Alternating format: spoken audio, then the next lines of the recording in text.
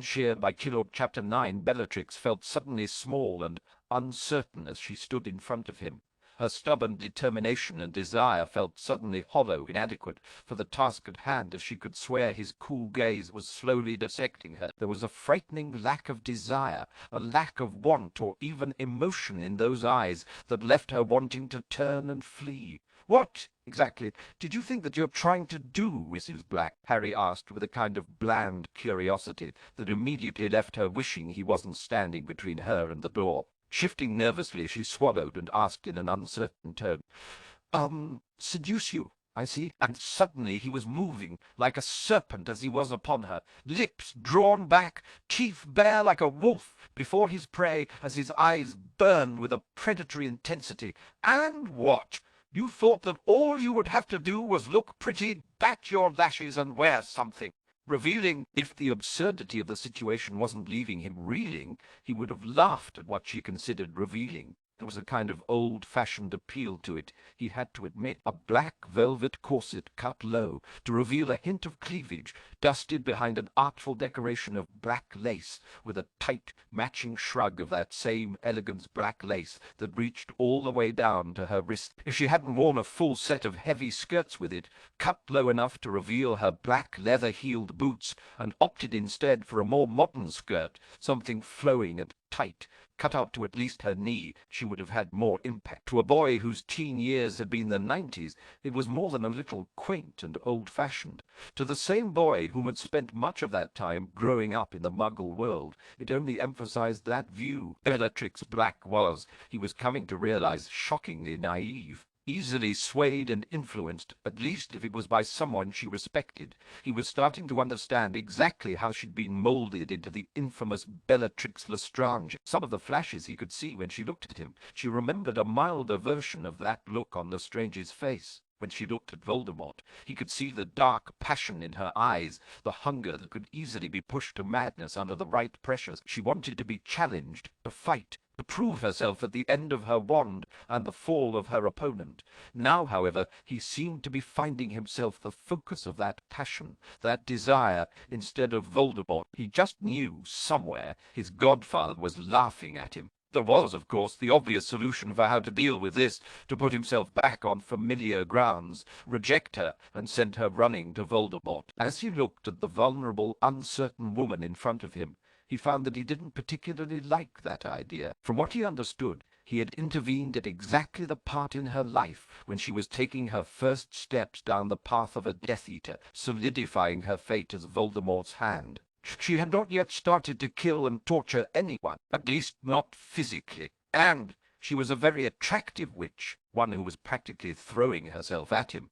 It had been so long since he'd had any. Quickly he banished those thoughts. She might not be Bellatrix Lestrange, but he was still Harry Potter, which meant that he couldn't just take advantage of her, as much as he knew a part of him truly wanted to. With a sigh, he spoke. "Miss Black, I'm going to assume you have a fairly good idea of how this is inappropriate." She flinched as a blush rose up her cheeks. "I thought so," he stated with a nod, then a sigh. "Exactly why is it you thought this was something you should do anyway?"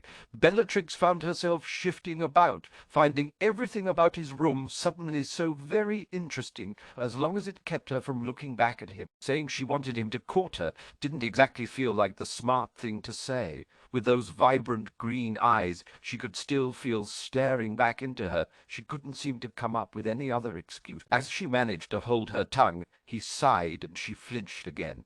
"If you will not say, perhaps I should simply contact your parents and head of house." "No," her response was sudden, vehement. We haven't declared an end to our neutrality yet." "Neutrality?" Harry asked as he arched a brow, now more confused and curious. "In the conflicts between the lords," she offered back, feeling more than a little wary and confused as she watched him. He was trying very, very hard to fight down the sudden sinking feeling he was certain was rising up in his chest. "Dumbledore, Voldemort, and bloody hell already," Harry muttered sourly as he reached up and rubbed his face. "Damn it, Charles, I was supposed to have more time than this." "What does Uncle Charles have to do with this?" Bellatrix asked carefully. "Too much," Harry said with a sigh as he slowly shook his head. "This is There was a pause as he found himself catching his words before he revealed things she had no place knowing. Instead, he pushed past her, dropping the wrapped-up sword he had been carrying with him carelessly upon his bed before turning to look back at her. He watched as her eyes were caught flicking back towards the now unblocked door before looking back at him. "The door is open, Mrs. Black," he stated simply, and shook his head. "I am not trying to keep you here." "Why not?" it blurted past her lips, but once it left, "what do I have to do to interest you?" Harry arched a brow as he looked at her, and then tilted his head to the side as he struggled to come up with an answer to that. Instead, she seemed to take his silence as encouragement. "Do you think I throw myself at every passing man whom is reasonably attractive? That I dress like this because I enjoy the feeling of dirty, roaming eyes upon my skin." There was an almost physical disgust in her voice as she glared at him. "I dressed for? You do realize I grew up in the muggle world?" "Yes," he pointed out blandly as he looked back at her. "Being a half-blood and all?" She froze slightly at that. "That? Well, she hadn't known that. She'd actually assumed that. What does that have to do with anything? Muggle fashion is much less restrained," he stated, fighting the way his lips wanted to tug into a smirk, and they stopped wearing skirts with that much material 50 years or so back. Bellatrix couldn't help it. She had to stare at him. "The top is nice and all, elegant, with a bit of an old-fashioned sophistication," he went on, feeling a bit of his own babbling coming into place. "But the skirt is really where you lose me. I'm sorry, but it's just too old-fashioned." She continued to stare at him, mouth hanging slightly as her eyes were caught wide and disbelieving. "So if you're going to try and seduce me again, I'd suggest spending some time in the muggle world and get caught up on the fashions there instead," he went on, feeling a degree of satisfaction at the idea. That would keep the bloody woman away. As much progress as she'd made, Harry just couldn't see her willingly submersing herself in muggle culture. Suddenly, she very much wished she had left her wand more readily accessible. "If there's nothing else," Harry asked pleadingly, as he looked at her over the rims of his glasses. Declared firmly, glaring at it before turning and stalking off. With a kind of sinking certainty, Harry realized that maybe, just maybe, he had pushed things an ounce too far. Shaking his head, he waved his wand and sent the door shutting itself before focusing his attention back on the sword. For the moment, well, he was just going to have to try and get some sleep. It had been too damned long of a day. Andromeda could hear her sister well before she appeared before her. Her steps were loud, angry, her breath heavy, and she slammed every door behind her. When she appeared, her lips were curled back into a snarl, her eyes wild and angry with her hair in disarray. "Is there a problem, sister?" The words left her lips before she could even help herself, before she looked over exactly what her sister was wearing. She had made her move on the storm chaser, and it had not gone to her expectations. She was not, however, expecting her sister to answer, not with words, but a scream of frustration. "That bad?" Andromeda arched a brow as her sister took a moment to take slow, deep breaths, before finally calming down enough to speak coherently. "Apparently I dressed too old-fashioned," Bellatrix stated through gritted teeth as she took a slow, deep breath. As he grew up in Muggle society, the skirt was just too much. "He calls this too old-fashioned." As Bellatrix gestured to her skirts, Andromeda was absently nodding her head as she distractedly stated, "For the Muggle-born and half-bloods it is." Both sisters froze, though. While Andromeda's eyes widened, Bellatrix's narrowed as she looked at her sister dangerously, and Andromeda stated as she averted her eyes completely away from her sister. Reflexively, her eyes flicked only for an instant towards her closet. Unfortunately, the instant was enough for Bellatrix to follow her gaze. "Sister, exactly what have you done?" Bellatrix stated slowly as she assumed her full height, looking down at her almost identical sister. I have no idea what you could possibly mean," Andromeda insisted, unable to fully meet her sister's gaze. Bellatrix, however, followed the direction of her sister's reflexive look from before, and began to purposefully walk towards the closet. Andromeda's eyes immediately widened in response, and she stood up straighter as she moved to bodily intercept her sister. "There is nothing in there that concerns you, sister." Andromeda stated swiftly as she stood there firmly in front of her sister, with her eyes visibly fighting off panic. When the sudden stiffening of the body-bind hex caused her to turn into a human statue, the panic in her eyes became rampant. As she could feel her body starting to fall, she almost missed the cushioning charm that let her land gently on the ground.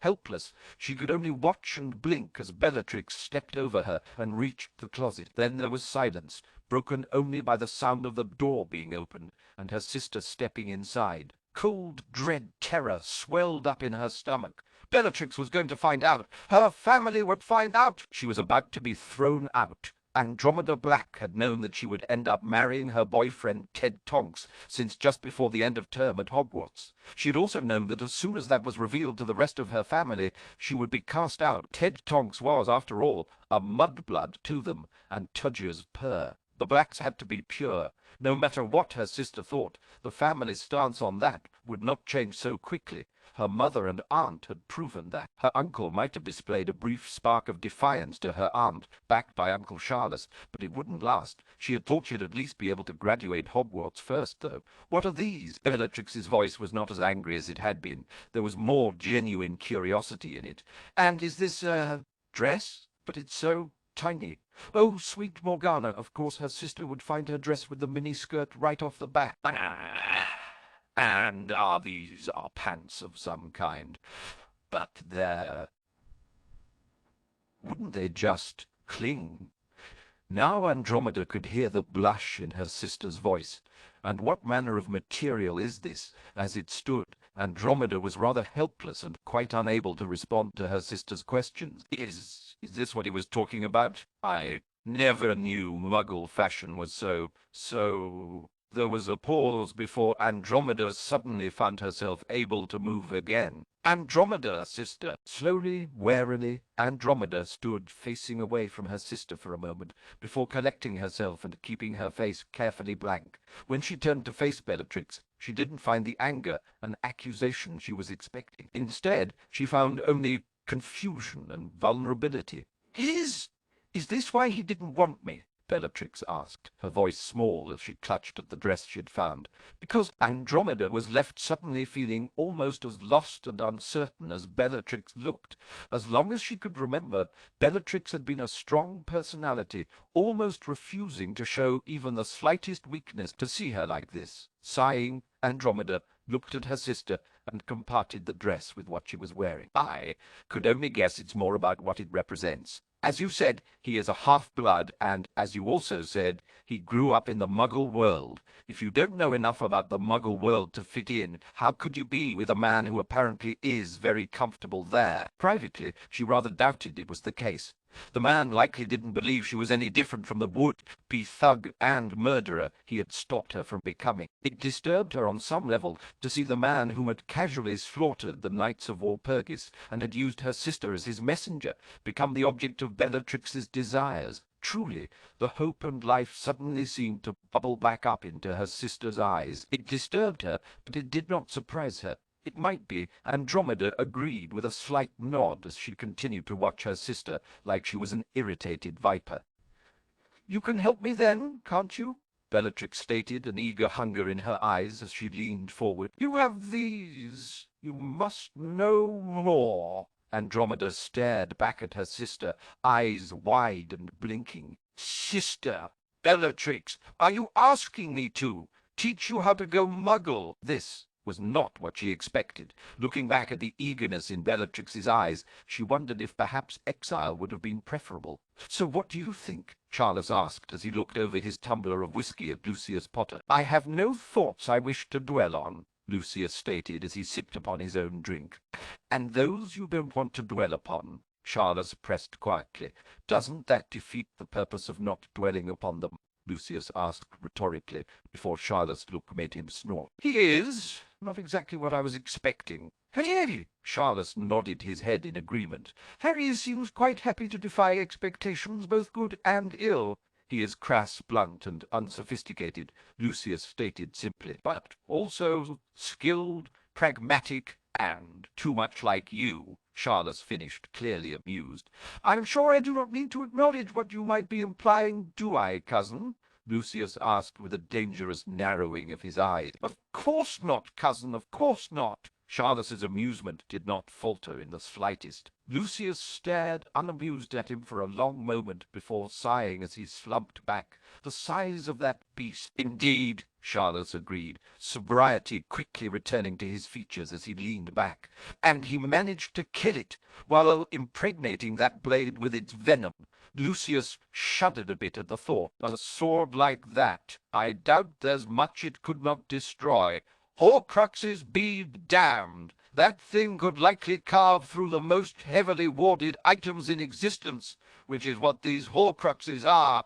Unfortunately, Charlotte agreed with a grimace of distaste before the sound of the floor flashing hit them. Also, I took the liberty of inviting my nephew and his brother-in-law.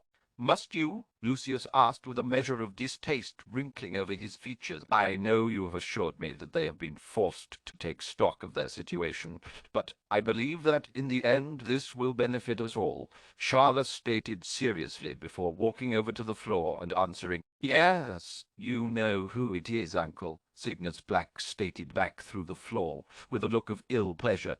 You were the one who insisted upon this, after all. I do have to take at least some precautions, nephew, Charlotte stated before stepping back, wand at the ready as he lightly gestured for Lucius to do the same. Whenever you're ready, and in a flash, Cygnus and then Orion Black appeared before them, both dusting off ash from their clothing. After a moment, Orion's eyes found Lucius's, and he inclined his head in greeting. Potter! Black, Lucius agreed, raising his glass lightly but making no move to rise from his seat. Charlotte advised, as he gestured to the empty chairs across from Lucius's and his own as he retook it. I believe we have a great deal to discuss. Sighing, Cygnus waited for Orion to be seated before setting himself and speaking. You implied something akin to an alliance. I do believe that you now understand that serving under this Lord Voldemort would not be in your best interests, Charles stated, and that his influence upon our society would do neither of our beliefs much good. A point, Orion stated as he leaned back in his seat, elbows resting on the arms and fingers steepling in front of his face. And in light of recent revelations, I find it prudent to— I find that surprising. Orion grimaced in distaste. We have 3 lords, all of them half-bloods, each of them capable of dispatching any of us if pressed to, likely without too much effort if what I saw was valid. Oh, I have yet to see either in action. Care to elaborate? It took me over a week to track down even references to some of the spells Riddle used, Orion stated with a shudder. Spells that have been lost for generations. Even one would be impressive. To use the number he did, it is, I will admit, terrifying. And yet, Cygnus continued quietly as he settled back into his seat, it was not he who was the victor. Stormchaser, I freely admit I'm not sure how he did what he did. To have created and guided so many of those constructs all at once, to take a curse like Fiendfire and turn it back upon its caster. It was— Orion paused a moment, before his face twisting into displeasure. It was like being caught up in a whirlwind. It was all we could to do, simply stay out of the way and survive. If we had been the actual targets of that abomination, we would not still be here if the Stormchaser had not been there. Harry is an interesting fellow, Charles agreed with a nod of his head.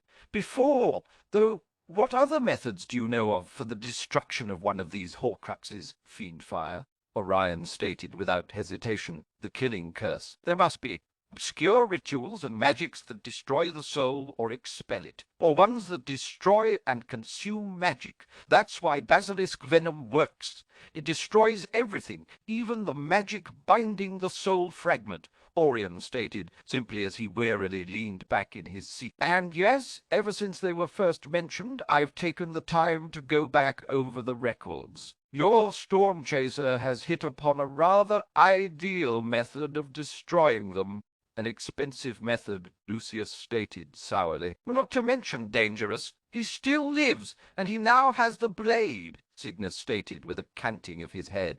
Does anything else matter? He is a Potter, Lucius stated flatly. As such, my responsibility to look after, in case he does something so foolish as to get himself killed. It should be despite my efforts to prevent it, not due to him simply doing something insanely life-threatening and not bothering to inform me of it until it is entirely too late for me to do anything about it. So you wish for him to stop being a Potter? Charles asked, hiding his smile behind his glass. Cygnus coughed to cover his laugh, while even Orion's lips twitched slightly, but then he sighed. I don't know if Stormchaser or Stormbringer is more accurate. Where he goes, everything is left on chaos in his wake. Everything tossed up into the air, left to fall into chaos and uncertainty, even beliefs held on to for generations. That can be a good thing, Lucius noted quietly as he looked back at the man, then quietly sipped at his drink. Where we come from helps make up who we are, Orion countered back. We follow after our fathers and their fathers before them. If we do not honor where we come from, what becomes the point of even having a history?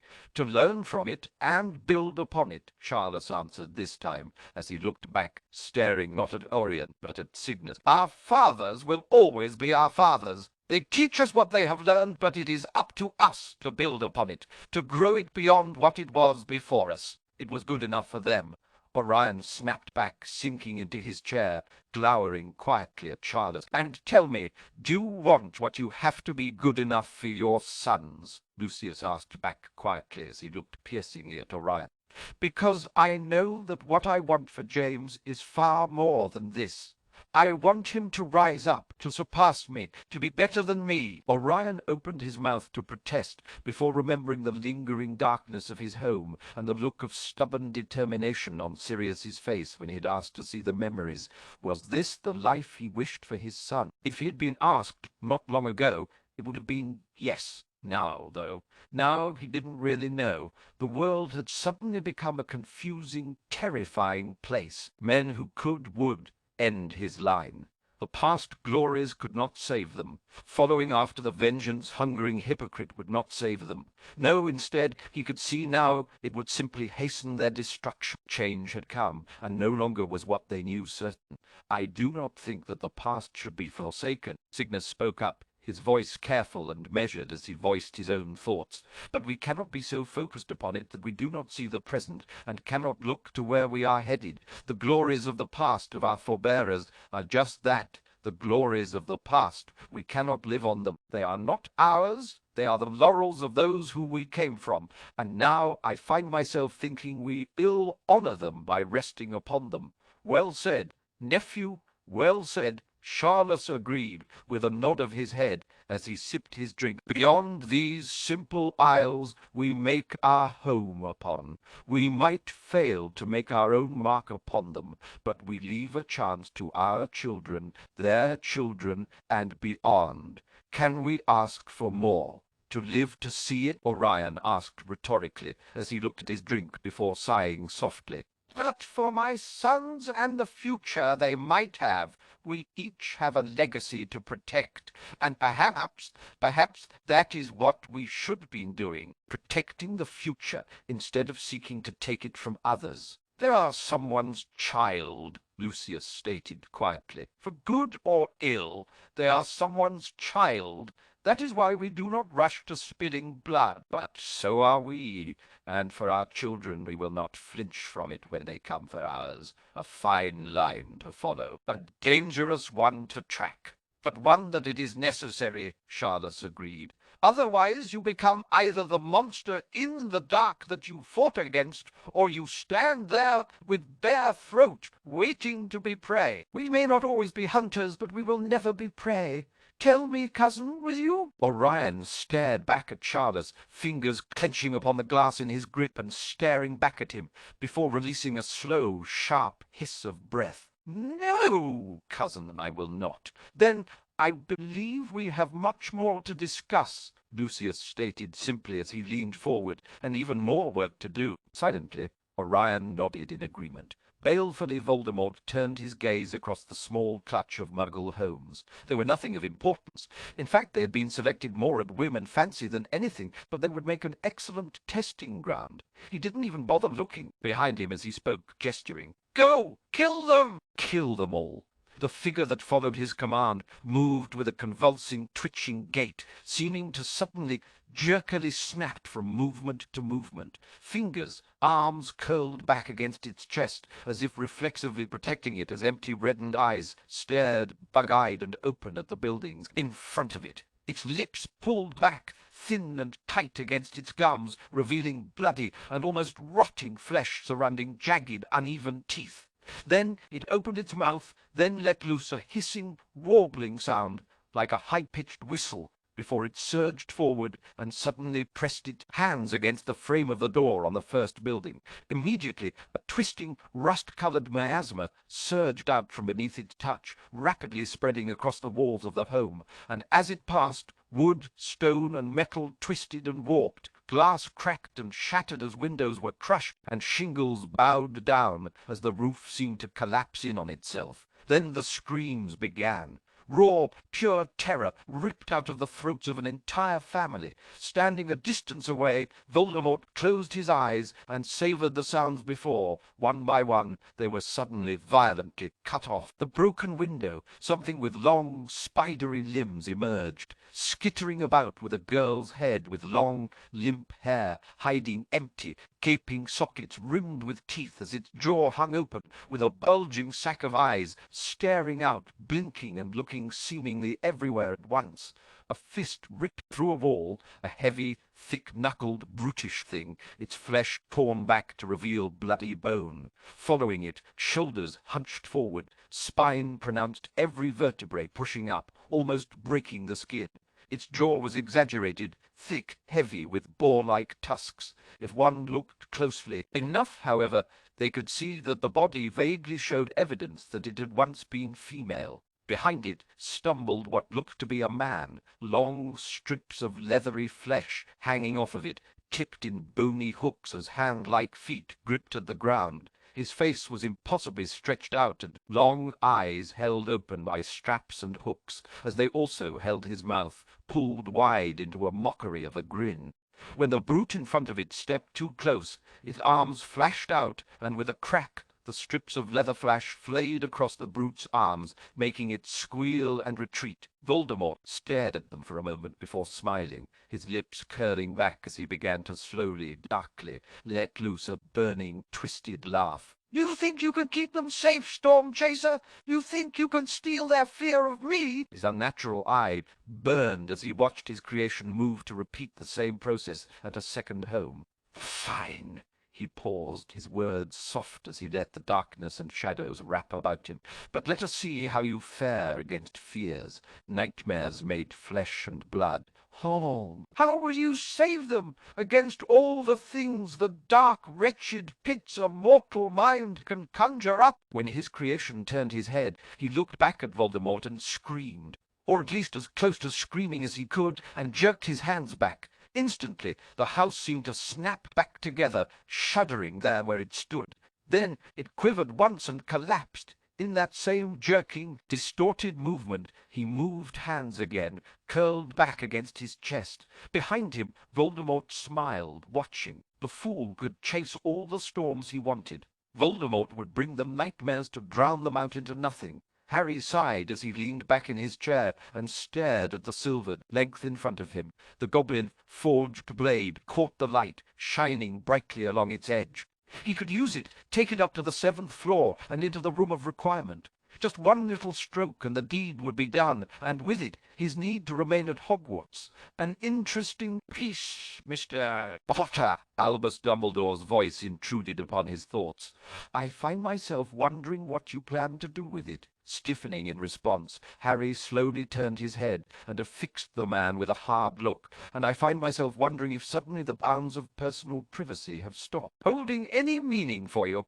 When I find one of my teachers meeting with non-staff members in a clandestine manner before somehow vanishing from the sight of the wards, a feat that should, I admit, not be possible, their meaning changes dramatically. When he then meets with the most recent graduate, a young woman, alone in his quarters, it changes even more. Harry snorted softly at that. Mrs. Black somehow came to the belief that it would be a grand idea to come to my room for the purpose of my seduction. I disabused her of the notion, I assure you. And you and your family's disappearance? Dumbledore asked, pressing firmly as he stared back at Harry. Only Harry stared back directly into Dumbledore's eyes, his gaze both daring and warning. And Dumbledore would admit some slight bit of intimidation. Few were those who would meet his eyes that way, knowledge plain in them that he both knew of Dumbledore's skill at legimancy and warned him that its use would not be tolerated. They brought me the blade so I could kill the basilisk in the Chamber of Secrets, thereby impregnating it with its venom. Harry answered as blandly as he could. What purpose? Dumbledore asked, neither belief nor disbelief tinting his tone. Because it's the safest method of the destroying of Horcrux I know of, Harry answered as he looked down the length of the blade. Quickest, too. Horcrux. There was a look of fascinated horror on Dumbledore's face. A thing is beyond horrendous. Yes, Harry agreed with a nod, but that is the kind of man Tom Riddle is. Instead of looking surprised, Dumbledore merely looked resigned. I had suspected something of the sort from him. I had hoped to be wrong. I've found 2 of them, Harry stated simply. One of them, in fact, hidden in this school. What? The light in Dumbledore's eyes exploded like a star as he stood up straight and demanded, Where? Secret room on the 7th floor, Harry answered, not looking even the slightest bit intimidated or surprised by the display of emotion on Dumbledore's face. It's been responsible for your inability to keep a defense teacher for more than a year lately. Dumbledore stared at him before sighing wearily as his shoulders slumped in defeat. I had suspected such, however I could find no evidence of such a spell. No curse, no jinx, no hex, no ward, no enchantment, nothing. Riddle is a genius, Harry admitted freely as he shook his head, especially when it comes to the more esoteric of dark arts. I wouldn't be surprised you couldn't find it. I am, if you will recall, Mr. Potter, somewhat learned in those esoteric arts myself, Dumbledore noted with a slight bit of amusement. It is no small feat to find something I have not. Not if you're unwilling to reach into the dark places no sane man would step foot into, Harry stated and shook his head. You represent the best the past can offer, ancient magics that require skill and discipline beyond what most can imagine. Voldemort, the worst, the depraved, the uncaring. And where, Mr. Potter, does that leave you? Dumbledore stated pointedly. Someone who stumbled around blindly until he found a path that led not to the past and the secrets waiting to be rediscovered, but one that was forged by his own footfalls. Harry stated it simply as he chuckled slightly. I tried something new. As luck would have it, it worked. And if you know not the secrets of the past, then how do you know that your path is your own, and not one merely overgrown since it was last tread? Dumbledore countered back with a slight smile on his face. If it's overgrown and gone, is it really a path still? Harry shot back before shrugging a bit. But it hardly matters. I didn't follow any of those old secrets to get where I am. A point, perhaps, Dumbledore admitted before sighing as he leaned back, watching Harry warily. Of late, I seem to find myself on the receiving end of lectures with an unsettling frequency. Oh, Harry asked, arching a brow up slightly, but saying nothing else as he waited for him to continue. Indeed, he agreed, humming for a moment into the silence that lingered between them, and before continuing, I am not a warrior, Mr. Potter. I am a teacher, an instructor, and perhaps above all else, a scholar. Most people aren't warriors, Headmaster, Harry stated simply quietly as he tilted his head to the side, and those that are tend to become one of 4 things. Oh, it was Dumbledore's turn to arch a brow, prompting Harry to continue. Something else, very dead, very broken, or very good, Harry stated simply and softly as he looked at the headmaster. Most fall into the first 3 categories, too few into the last. "And where does that leave you, Mr. Potter?" Dumbledore asked quietly as he looked at the man. "Sometimes I think the last. Most I think the third," Harry admitted simply as he tilted his head to the side and stared back at the blade. "Of course those that knew me always told me it was the last, Potter," Dumbledore asked softly as he stared back at Harry intently. "I take neither pleasure nor displeasure from taking a life, Albus Dumbledore," Harry stated softly as he looked back into the man's eyes. "It simply is a man who has willingly raised his hand to intentionally strike down another, to intend to kill, maim, or torture, will willingly do so again. And if they have raised that hand against me, they will even more willingly do it to another. So I cut them down and leave their fate, those waiting on the other side." Harry tilted his head to the side. "If they find damnation or redemption there, it is not my choice to make. They could still change their ways. They could still do good." Dumbledore pressed as he stared back at Harry. "Could they? Perhaps. Would they? Perhaps," Harry agreed with a nod of his head before shrugging again. "But if the world were fair, would they have become what they did?" Dumbledore sighed as he looked back at Harry. "That is not a view I can endorse, Mr. Potter. As long as you take responsibility for the repercussions, the actions your views limit you to," Harry responded simply as he shook his head. "Repercussions?" Dumbledore asked with a brow arch. "You could cut down an opponent in a moment. Capturing him alive will take you 5 minutes," Harry stated softly. "One of your allies was killed in 3 minutes after you focused on capturing your opponent. If you had cut down that opponent, you would have been able to save your ally and more." "Bloody math," Harry stated simply and shook his head. "Mercy requires a position of unquestionable superiority. Professor, without it in battle, it costs more blood than it saves. Life is more than a set of numbers to run, Mr. Potter," Dumbledore stated with a frown creasing his face. "It cannot be so coldly assessed and distilled." "In war it is," Harry responded back with a sad shake of his head. "But your belief is why you should not be involved in war, clinging so tightly to those ideals. While admirable, it will only cause more problems than it solves. And you would instead have me do nothing?" Dumbledore asked, a tinge of anger rippling through his voice. "I would think that healing and protecting would be something you'd find preferable," Harry stated blandly instead. "And researching." Dumbledore twitched slightly at that statement, before slightly inclining my head. "Yes, I would. However, you're no longer the only one Voldemort fears," Harry stated quietly as he looked back at Dumbledore. "You're no longer the only one he knows could beat him. End him. This war, it is not yours to fight on the front lines. Stay where you do the best. And what of you then? Would you not, as you said, be best out there on the front lines then?" Dumbledore asked, arching a brow. "Instead of here, in this school? A hammer that knows not where to strike damages what it does not mean to and itself," Harry stated ruefully. "One of my teachers used to tell me that. I'm not a hunter, headmaster. I'm a fighter. I leave it to the hunters to find him for me, or for him to give me an opening I can exploit." Dumbledore said, while his voice clearly showed he did. "I've done most of what I could against him as it stands," Harry stated softly. "I have no way of tracking him. I don't have any connections. I don't have any experience casting the kind of spells that would be necessary to find him. So I have to leave that to those that do. In the meantime, I might as well do something useful." Dumbledore merely stared at him for a moment before sighing softly.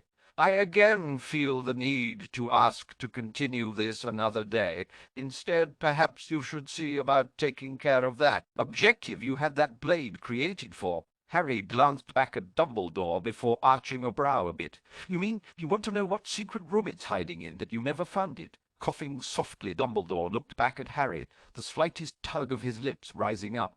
"I'm afraid, Mr. Potter, I am not sure what you could be implying." "Of course," Harry agreed with a snort before standing up and resting his hand on the hilt of the blade. "Though, do you really want to have to watch the destruction of Ravenclaw's diadem?" Dumbledore stared back at Harry, frozen in place as his face slowly drained of colour. "What?" "Tom Riddle was a very, very persuasive and too intelligent man," Harry stated simply. He convinced the ghost of person who stole the diadem to tell him where she hid it, and he made it into one of his Horcruxes. Dumbledore finished the implied statement with a sigh as he slumped forward. What other sacrilege has he performed? Too many, Harry stated sadly and shook his head. By now, I imagine he's done the same to Hufflepuff's cup and Slytherin's locket. How do you know this? Dumbledore asked, his eyes piercing and sharp as he stared back at Harry. Maybe one day I will tell you. Albus Percival Wulfric Brian Dumbledore, Harry answered quietly as he stood, holding the blade gently in his hand. But that day is not today. Shall we see to the Horcrux? Dumbledore's eyes narrowed in distaste towards Harry, but he none the less nodded his head and followed after him.